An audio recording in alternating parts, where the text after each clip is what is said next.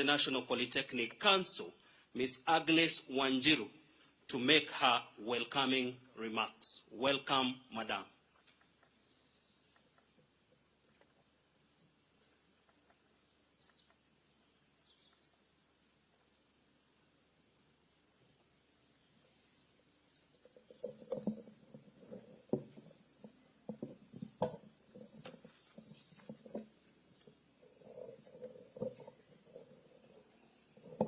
Your Excellency, the President of the Republic of Kenya and Commander-in-Chief of the Defense Forces, Dr. William Samoei Ruto, Prime Cabinet Secretary, Honorable Musalia Mudavadi,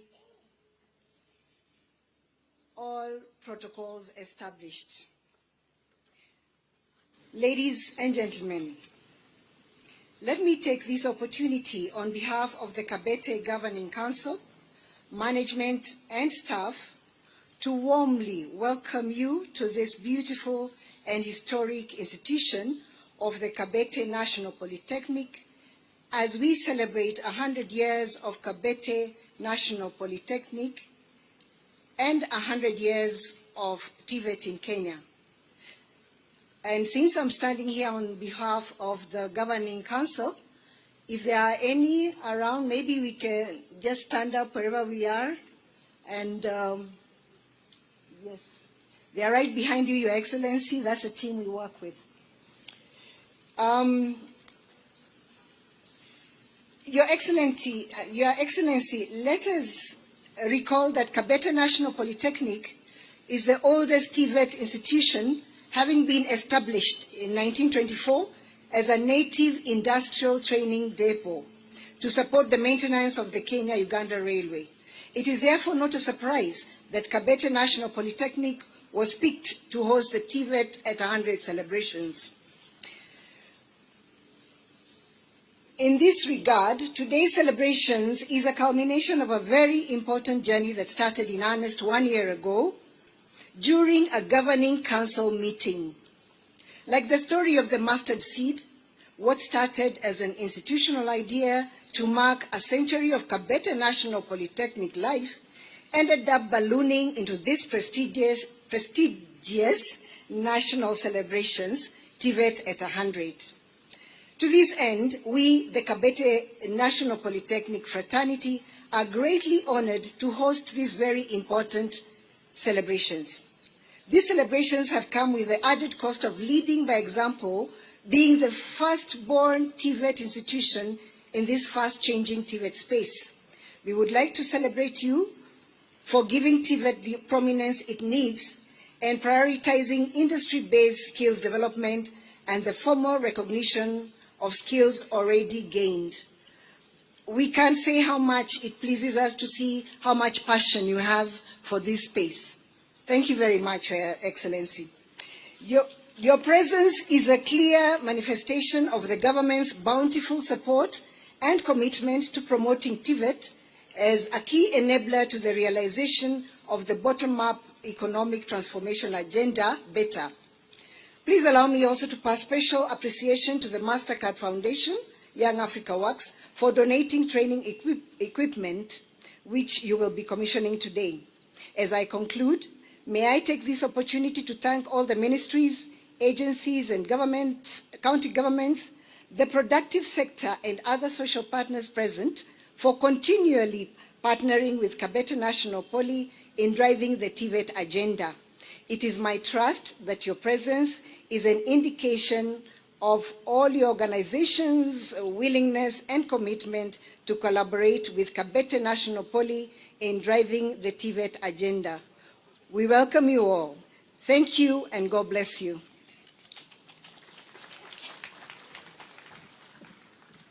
Thank you. With your permission, Your Excellency, allow me to invite our second speaker, His Excellency Ambassador to the Federal Republic of Germany, His Excellency Sebastian Groth, to make his remarks. Welcome.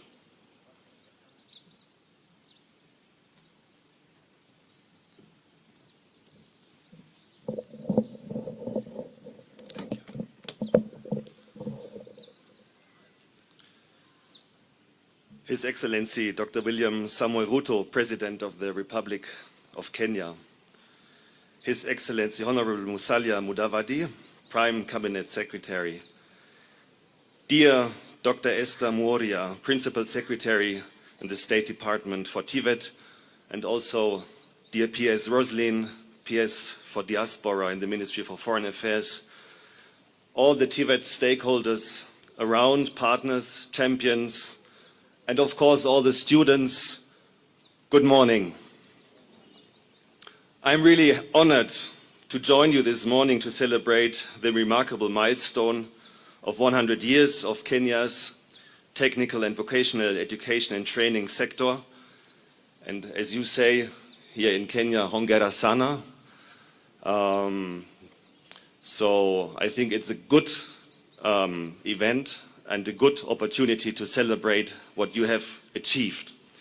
As Germans, we are very strong believers in Tibet. It is a very practical-oriented education that creates skilled people that have excellent job opportunities. As the President just said when we toured the stands in his discussion with the students, Tibet institutions create people that create stuff. And that's very important. So, for Germany, this is a very old model. It's somehow enrooted also in our history, in our industrialization, in our tradition of artisanship and craftsmanship. But of course, it was also modernized and adapted over the years. And it leads to the result that Germany is amongst the countries with the lowest level of youth unemployment in the European Union. Ladies and gentlemen, here in Kenya, our commitment is evident through various programs that encourage industry collaborations with training institutions, facilitate industry placements and mentorships. And it is especially this partnership between industry and the private sector and public training institutions that is so special. It's the combination between theoretical and practical skills that makes Tibet so particular. As Germany, we support Tibet sector in Kenya both through our technical cooperation as well as financial cooperation. And I'm very happy to have my colleagues from GIZ and KfW also at this event here. But we are also collaborating a lot with our European partners, with France in the field of digitalization of Tibet, and with Finland, the European Union. And I'm also happy to welcome my Canadian colleague from the Canadian High Commission, because Canada is also a very important stakeholder in Tibet in Kenya. So what are we doing concretely? We supported the State Department for Tibet in implementing the dual training, strengthening the collaboration between Tibet institutions, like here, and the private sector. And as I said, this is the key element, I think, of Tibet. So we equipped more than 62,000 youth with skills in various technical and vocational training courses, 44% being female. And that's also very important for us as a German partner to Kenya in this effort. And we created over 49,000 jobs. Not we created, but we help to employ people in 49,000 jobs, young people, 29% being female. So we also financed training infrastructure and provided Tibet institutions with state-of-the-art training equipment. And I visited some of these institutions like in Eldoret and in Kiambu, and I can assure you this is exactly the level that we have in Germany. So it's state-of-the-art equipment and it's state-of-the-art education.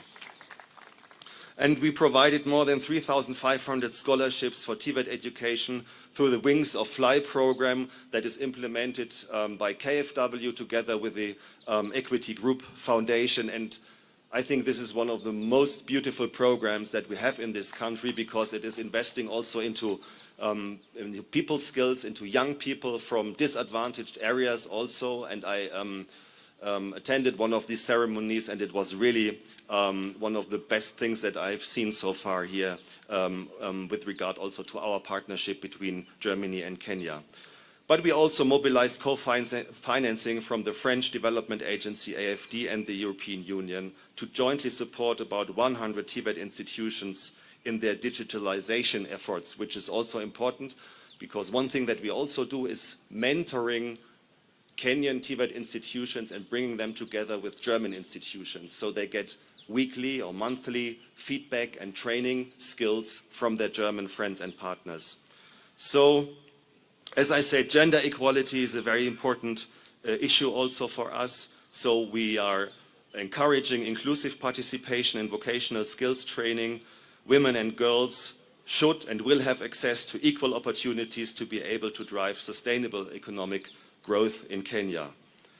So, while we celebrate the success of the dual training program here in Kenya, it also became clear that we need a guiding framework. So that's also why we partner with the State Department for Tibet and other Tibet sector partners and develop the national policy for the implementation of dual training in Kenya. And the policy offers a structured approach for industry collaboration with Tibet institutions. And as I said, this is really the key element, bringing the private sector, the industry on board and helping the young people not only to learn the theoretical skills, but also to look into the real world of real work and to use the theoretical skills in their practical jobs. The Tibet policy, the dual Tibet policy, is now in its final stage at the Ministry of Education and will soon be submitted to the Cabinet for review and approval. And we are optimistic that the approval process will be expedited to encourage more industries and to invest in training and development of the youth in Kenya. Ladies and gentlemen, today at this 100th university, we take a moment to reflect and celebrate the substantial impact of Kenya's Tibet sector and what it has achieved. And I extend my heartfelt congratulations to the government and also to the president personally, because he told me once, as a minister for education, you pushed for it and you said it was a hard work, because at this time, 10, 20 years ago, it was not en vogue, as we say, but now we see what you have achieved, and I congratulate you personally for this.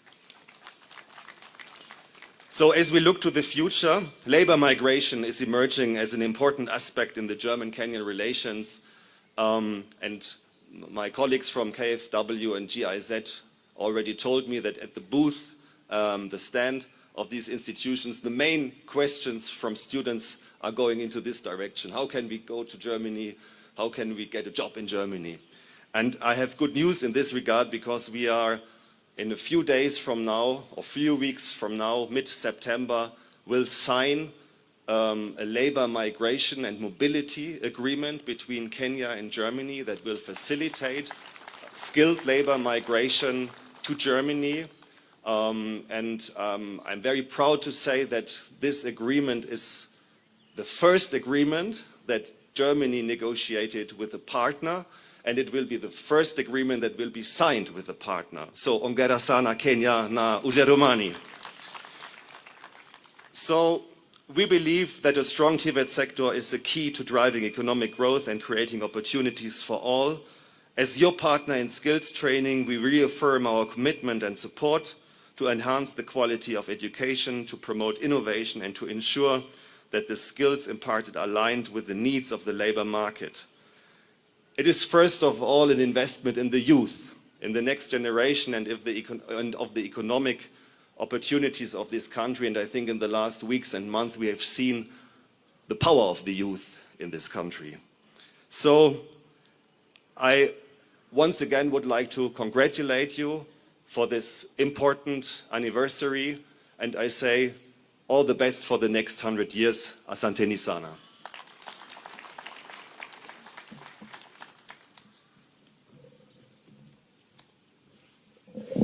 With your courteous permission, Your Excellency, it is now my distinguished honor and privilege to welcome the Prime Cabinet Secretary, who also serves as Acting Cabinet Secretary, Ministry of Education, His Excellency Honorable Musalia Mudavadi, to make his speech and thereafter invite His Excellency.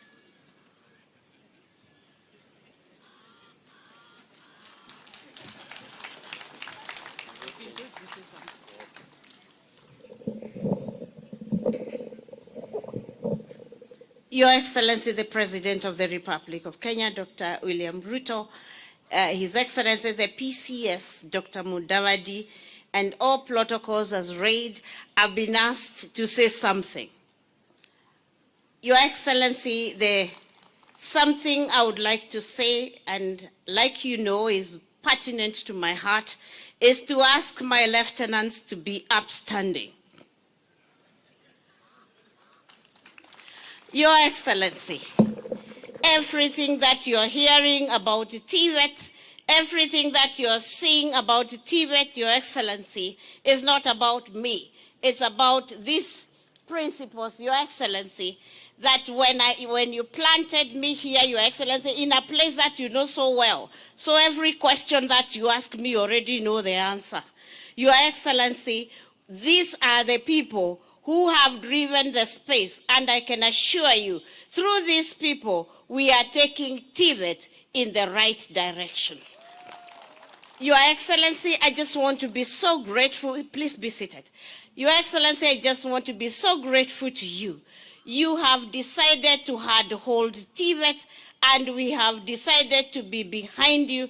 And Your Excellency, give us a few years, and you will see the difference this space is going to make, not only within our institutions, but for Kenya and internationally, because we have decided as a team to work in this space in the way that you direct us. Your Excellency, when you give me directions, I come and give these people, and I tell them it's not about me, it's about what you have told me to tell them. So, Your Excellency, when you stand here, please let them know what you want done in TVET so that they hear it for themselves. But I can assure you, once they hear it, they do it, and we are going to help you to turn around this country. Thank you, Your Excellency.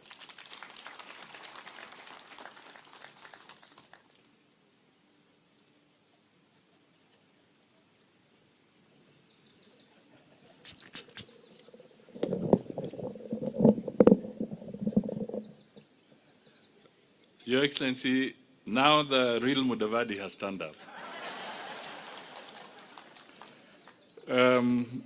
Your Excellency, the President of the Republic of Kenya, Your Excellencies, the High Commissioners, distinguished guests, ladies and gentlemen, and our very good trainers and scholars in this TVET space. Hamjambo.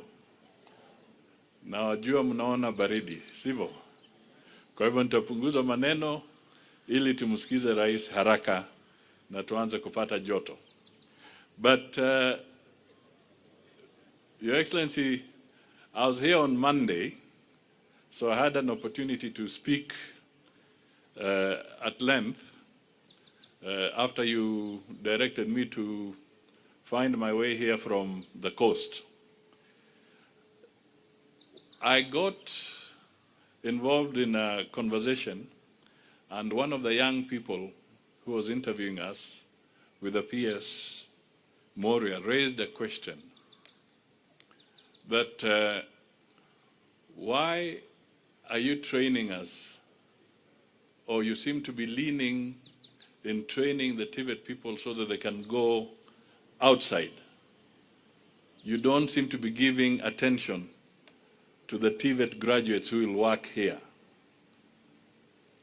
I attempted to answer that, and I said this, that the TVET program is training an all-rounder, training those who can capitalize on opportunities externally, and also training those who can capitalize on opportunities here, and over and above that, those who can also be entrepreneurs and generate jobs here. So, in all this, I was emphasizing that this program is so critical, but we also have a very huge population, a young population, and we need to really race against time so that they can get opportunities. But the bulk of the opportunities must be found here, the partnership with our private sector in Kenya. This is where the bulk of our people will go. So as we benefit from external exposure, we must always remember that the bulk of the work remains in Kenya. And I believe if we work together, we shall be able to address the growing challenges of a young population, not just in Kenya, but continentally. We are literally a population that is 70% young. Those of us who are standing here like me are in the minority. But the bulk of the people are young people, and that's why the TVET program is absolutely essential and critical for our country. Ladies and gentlemen, sasa naomba musimame, munyoshe mikono, musugue kidogo ili mpate joto, alafu tumwalike Mheshimiwa Rais aje kwa jukwaa tuhutubie. Asanteni sana, piga makofi kidogo. Asante sana. Thank you very much. PCS. Asante sana. Asante sana Bwana PCS. Tafadhali tunaweza keti. Thank you very much. Let's take our seats.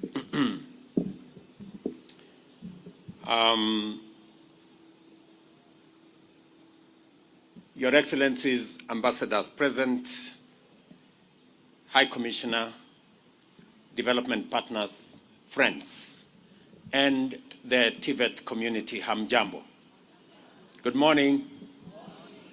I heard the chair of this great institution, and she said she warmly welcomes us, only that it is very cold. But the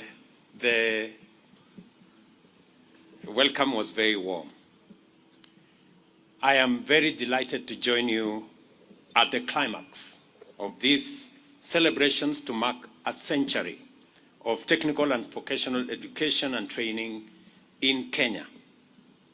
As you may recall, I launched the celebration on 26 March this year, after which the TVET at 100 torch has traveled throughout Kenya, traversing every county in every part of our republic. As it returns to the host institution, the Flames journey through our country has shown us there is much to celebrate in the history of TVET in Kenya.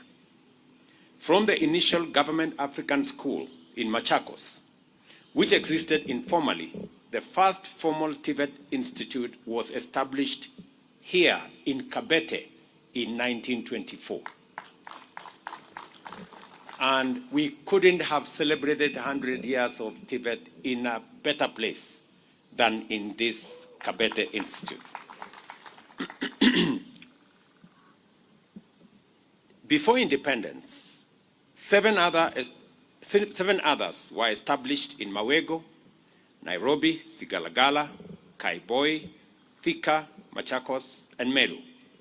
Today, our TVET system includes 320 public TVET colleges, 24 of which are national polytechnics, while 4 cater for special needs.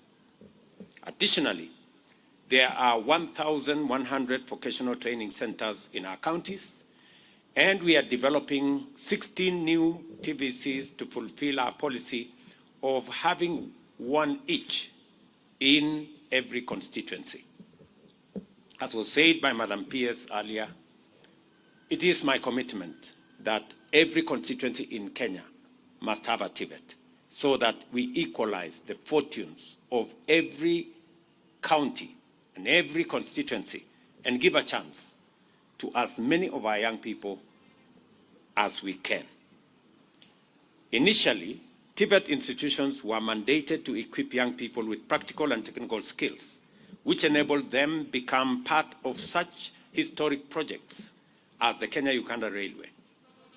The relentless expansion of TVET in Kenya is proof of our economy's insatiable appetite for industry-driven relevant skills, and the increasing demand for specialized training which aligns the education of young Kenyans with existing and emerging opportunities. As demonstrated by the Flames itinerary, no part of Kenya has been left behind in this demand for technical and vocational training. In fact, today, we celebrate the enduring promise of TVET and the robustness of its capacity to connect young people with opportunities throughout our economy.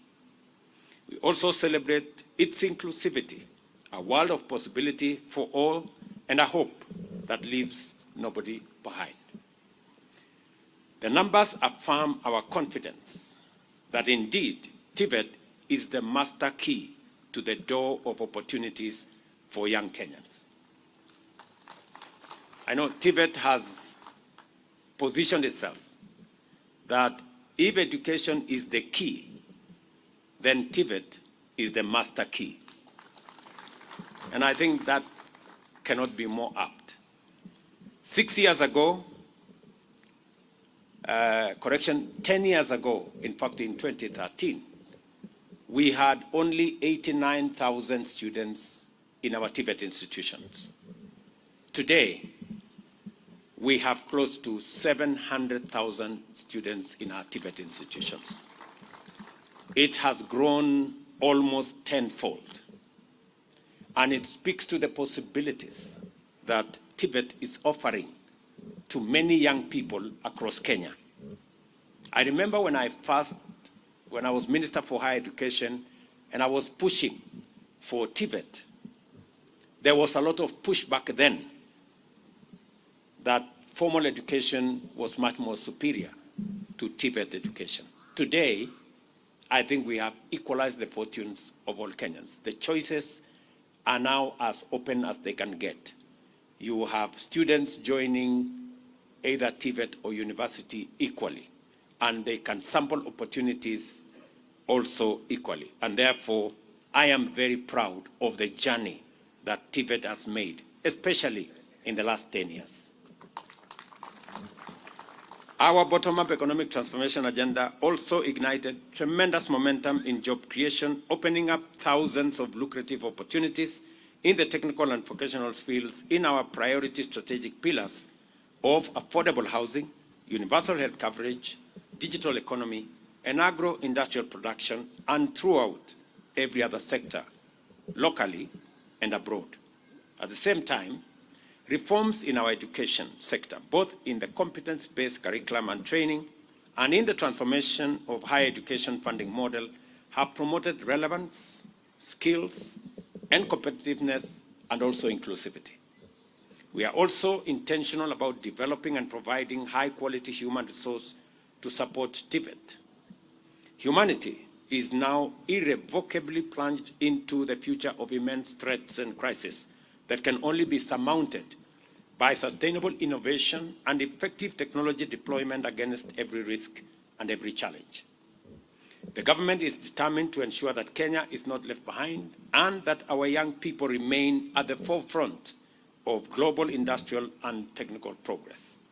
Our education system has never been more essential, and TVET in particular is now a focal sector which must receive our full attention because we cannot afford to get it wrong.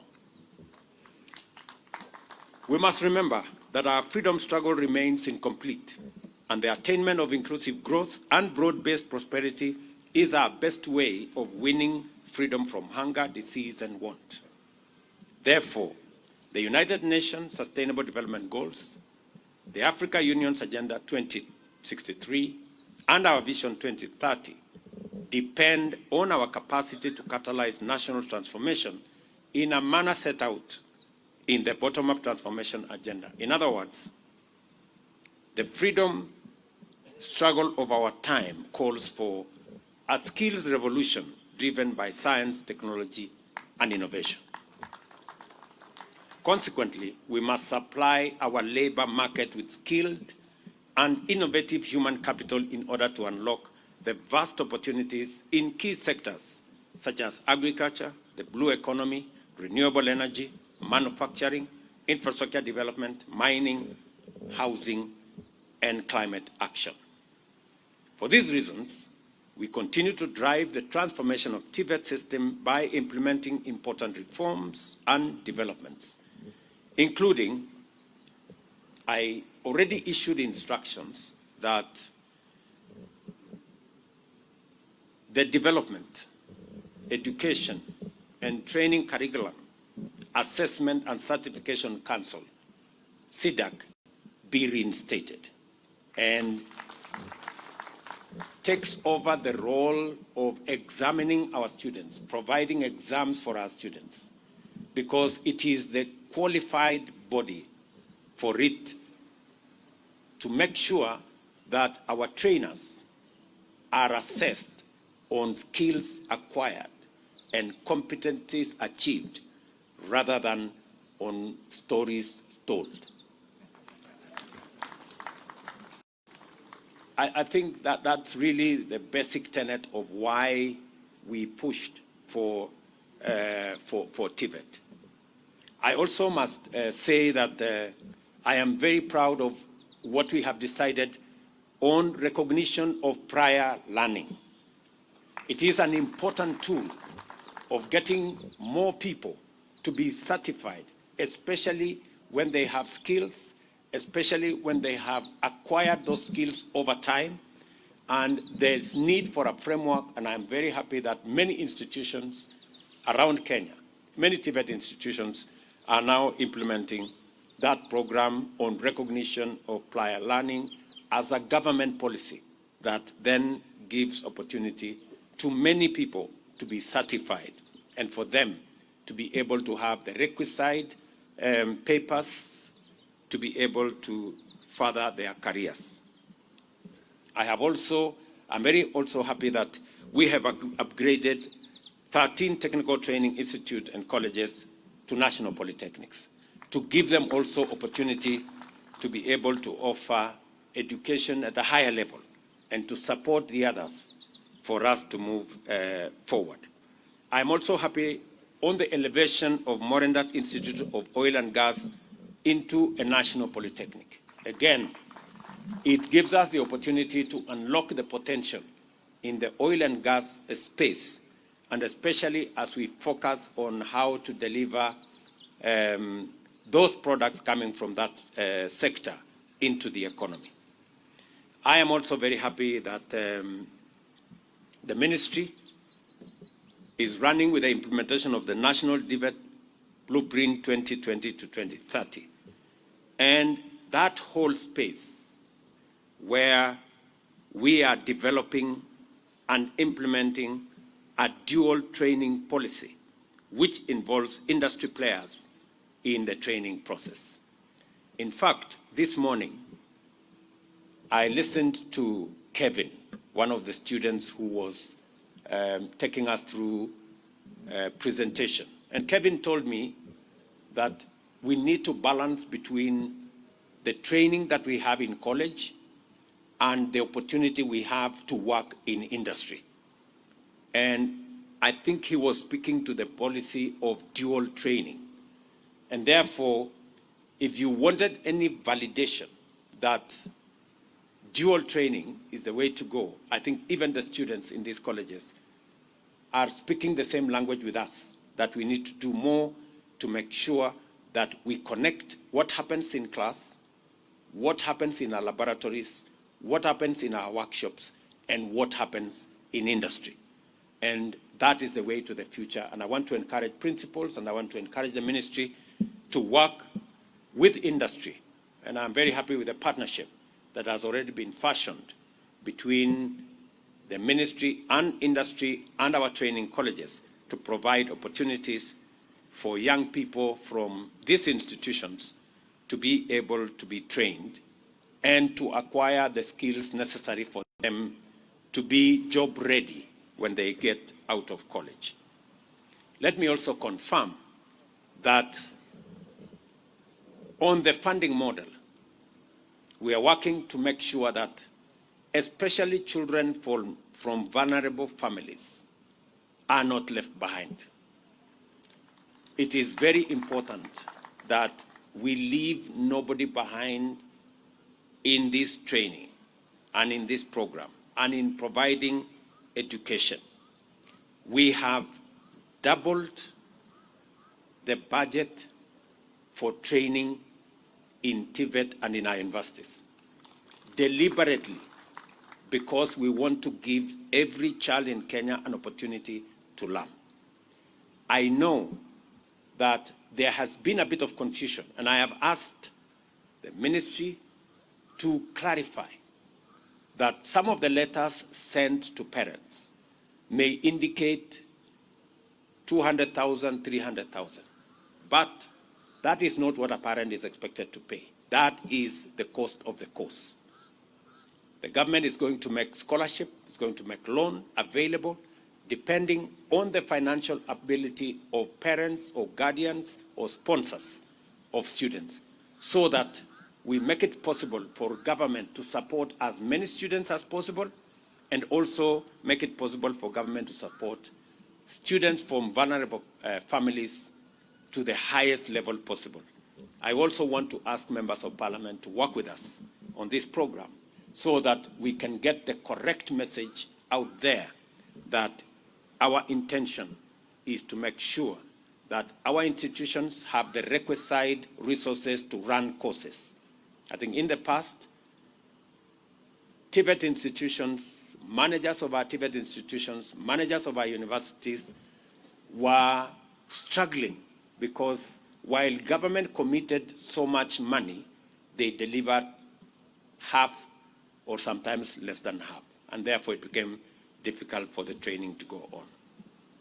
I'm also very happy that we have doubled the number of instructors in our TVET institutions. We had 1,300. We have hired another 2,000 TVET tutors to bring the total trained faculty to 3,300. I still want a conversation with the TVET stakeholders as to whether we have the optimal numbers or we still need to do something about the terms of service and all other requirements for us to be able to make sure that we are training our young people well. Let me also announce here that we have since concluded another program of about 13 billion shillings to equip another 70 TVET institutions with state-of-the-art facilities, again, to provide training for world-class exposure in the course of their learning. I want my PS Moria to clearly understand that these TVET institutions will be facilitated, and I want a clearer program on the delivery of this state-of-the-art equipment. I want to thank Germany for what they have done in other TVET institutions. I want to thank Canada for what they have done in some of our TVET institutions. And I want the ministry to work with TVET managers so that we can carefully identify institutions that will benefit from the supply of our new equipment into different parts of Kenya. Let me also say that we have established 213 Jitume centers in various parts of the country, complete with 370 trained tutors to support young people in preparing for and accessing digital jobs. So far, 516,000 young people have been trained and 152,000 digital jobs successfully accessed. I was very happy this morning to speak to Anne and to speak to Samson, some of the students who are, some of the graduates of our training program, that today they are monetizing their skills. They are working online. And I was asking Samson because many people do not believe that there are digital opportunities, digital jobs in that space. And I got a confirmation from Samson and many others that indeed they are monetizing their talent, they are working online, and we are framing that space. I have already worked with our members of parliament. We have changed the law, and we are going to have a digital hub that can support between 200 and 300 students in every ward in the Republic of Kenya. The chairman of the ICT committee, my good friend, the MP for this area, KJ, is right here. And I am working with him and the CDF committee to make sure that every ward in Kenya will have a working, equipped ICT hub. The CDF will construct the building. The government of Kenya will deliver internet. We are going to deliver computers. We are going to provide trainers. And young people from across Kenya will get an opportunity to monetize their talent in those spaces.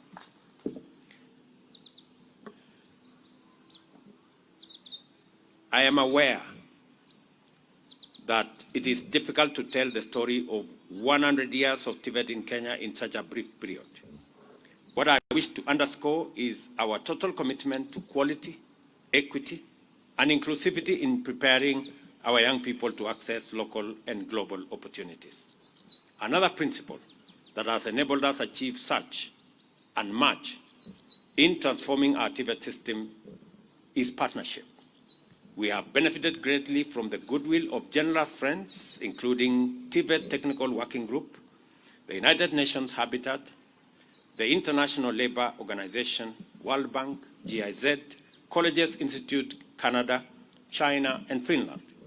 We are grateful for their support and for this historic transformation that we have achieved together.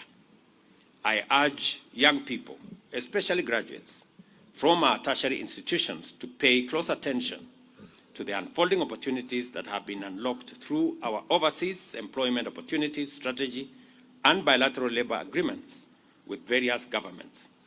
I think you've just heard a testimony from the ambassador of Germany that in September this year, we will be signing the first ever bilateral labor and migration agreement between Germany and any other country.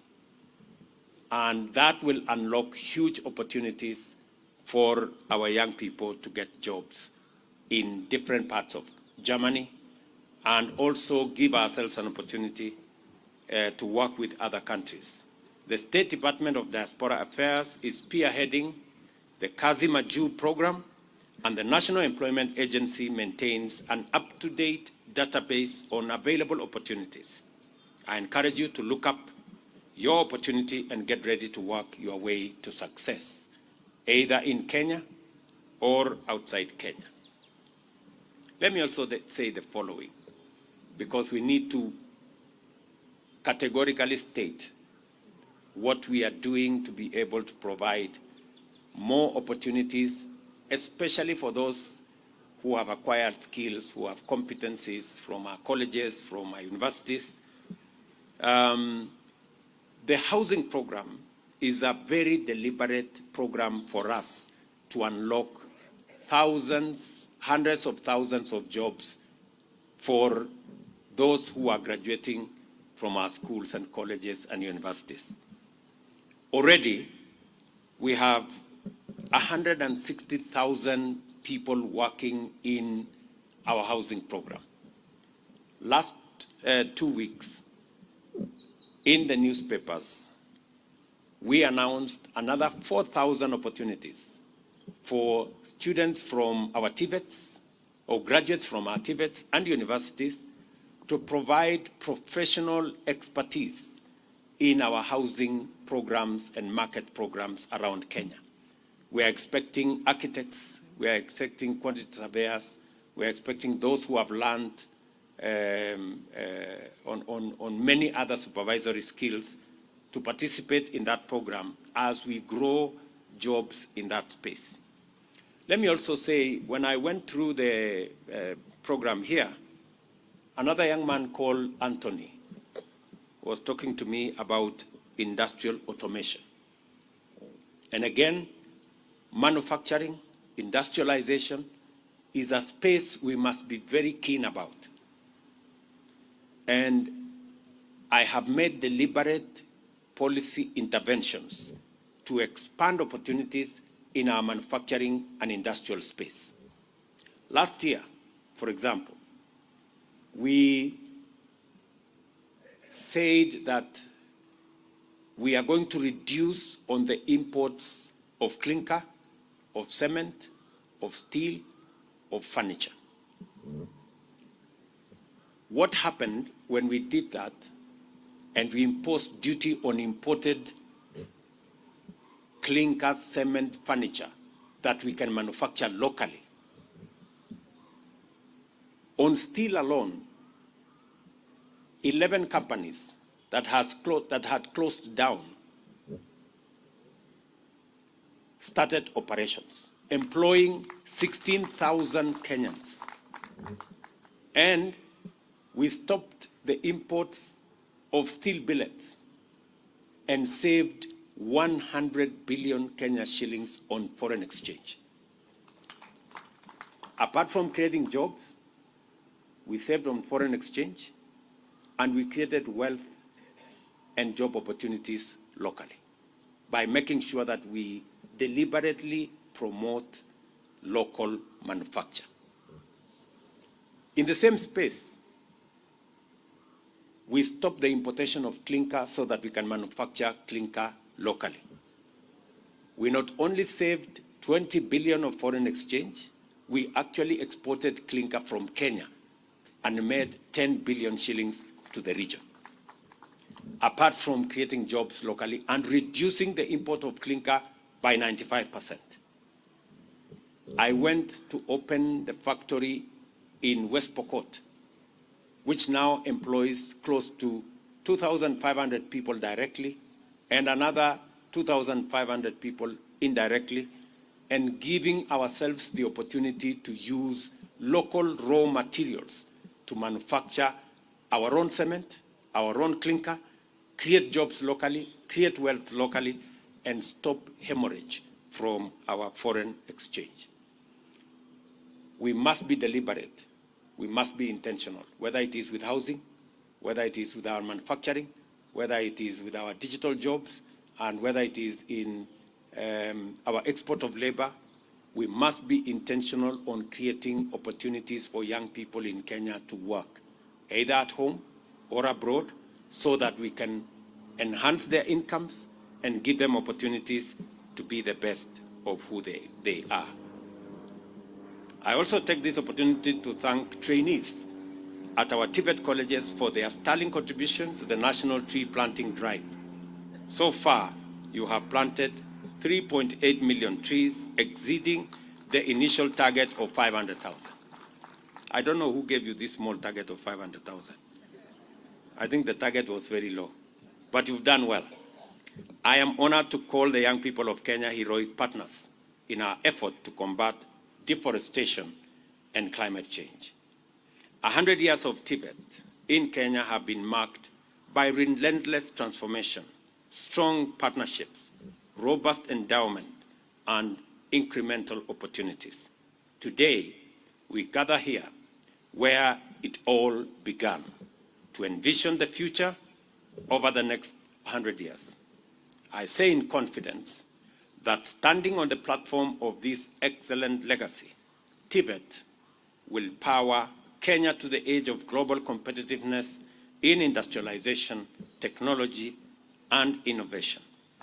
Let us therefore remain focused on our transformation agenda and the important cause of endowing Kenya with a skills capital through equity, quality, and inclusivity.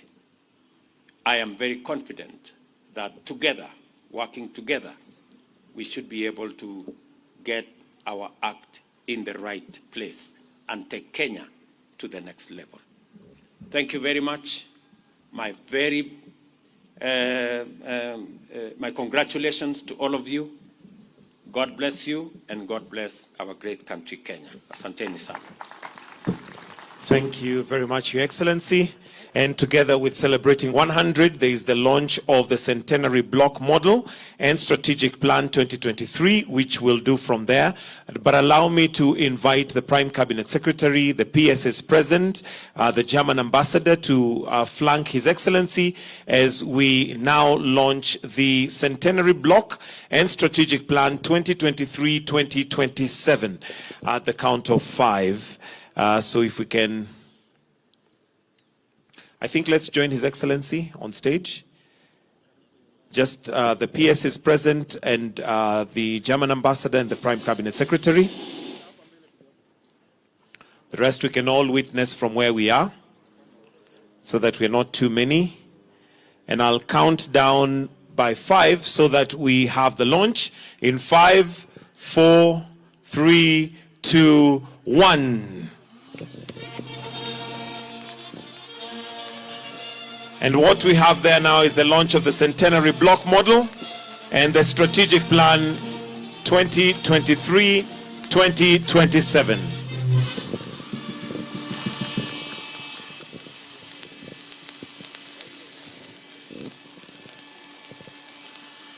Thank you. And with that, we have now come to the end of this particular ceremony. So after His Excellency has done a brief inspection of the model,